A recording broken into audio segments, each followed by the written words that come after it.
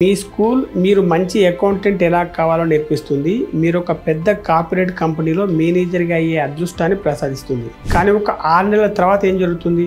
ఎన్ని గంటల తర్వాత ఇంటికి వెళ్దాం, వీక్లీ ఆఫ్ ఎప్పుడు ఉంది అని ఎదురు చూస్తూ ఉంటారు. మీరు చేసే పని పట్ల మీకు ప్యాషన్ ఉండదు. నిజమైన విద్య అంటే ఏంటి? పిల్లల బలాలు, బలహీనతలు, వారి లక్ష్యాలను కనిపెట్టడం, వర్క్ను మరియు లైఫ్ను వేరువేరుగా ఎలా చేయాలో తెలుసుకోవడం. స్కూల్ మిమ్మల్ని ఒక మంచి పనివాడిగా ఎలా అవ్వాలో నేర్పిస్తుంది. పనివారికి వర్క్ ఉంటుంది మరియు లైఫ్ ఉంటుంది.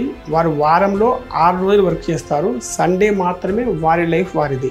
ఈ రకంగా చూస్తే బాగా జీతం వచ్చే పనివారు కూడా చాలా అసంతృప్తిగా, ఏదో కోల్పోయినట్టుగా ఉంటూ ఉంటారు. ఇప్పుడు మనం అసలు ఎడ్యుకేషన్ అనే పదానికి అర్థం తెలుసుకోవడానికి ప్రయత్నిద్దాం. ఎడ్యుకేషన్ అనే ఇంగ్లీష్ పదం 3 లాటిన్ పదాల నుండి వచ్చింది. అవేంటంటే ఎడ్యుకేర్, ఎడ్యుసెరే, ఎడ్యుకేటం. వీటి అర్థం పోషించడం, బయటకు లాగడం, లోపల నుండి బయటకు తీసుకురావడం. అంటే ముఖ్యంగా విద్య చేయాల్సింది ఏంటంటే మీ మనస్సును పోషించడం, మీరు ఎవరో కనుక్కోవడంలో సహాయం చేయడం మరియు మానవ జాతి ప్రయోజనం కోసం మీ బలాన్ని బయటకు తీసుకురావడం. మరో మాటలో చెప్పాలంటే మీరు ఒక కాలేజీ నుండి గ్రాడ్యుయేట్గా బయటకు వచ్చారంటే అర్థం మీకు ఒక షార్ప్ మైండ్ ఉంది.